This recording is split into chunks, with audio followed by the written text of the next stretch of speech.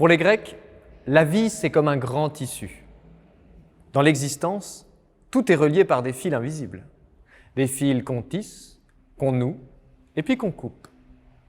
Et on raconte qu'il y a très longtemps, en Grèce, vivait une jeune femme du nom d'Arachné. Arachné.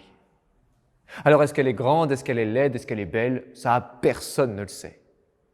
La seule chose qu'on voit quand on la regarde, c'est ses mains.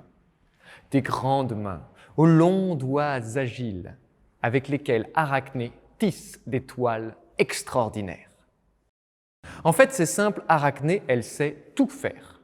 Le tricot, la couture, la dentelle, la doublure en point de croix invisible, tout. Et comme toutes les grandes couturières, Arachné a une signature. Quelle que soit la difficulté ou la complexité du motif qu'elle représente, elle prend toujours soin d'y glisser une petite erreur, un petit défaut, pour rappeler aux hommes que la perfection n'est pas de ce monde. Forcément, sa réputation est immense, à tel point qu'elle finit par arriver jusqu'aux oreilles de la plus adroite de toutes les déesses, Athéna. Piquée dans son ego, Athéna descend sur terre, va voir Arachné et lui lance un défi.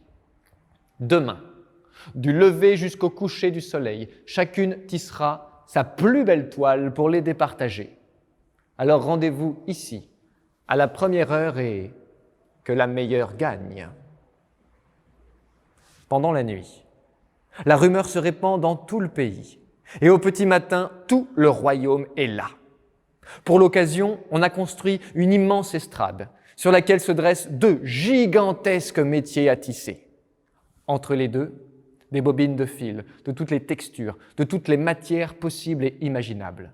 Fil de lin, de laine, de soie, fil d'argent et même fil d'or. Les deux concurrentes se lèvent, montent sur l'estrade, s'installent derrière les métiers à tisser et c'est parti. Trame, fil, peigne, du lever jusqu'au coucher du soleil, elles tissent. Quand le dernier rayon disparaît à l'horizon, c'est le signal. Les deux concurrentes se lèvent et d'un geste simultané, retournent leur métier à tisser. Dans le public, murmure d'admiration. Tout d'abord, les regards se tournent vers le travail d'Athéna.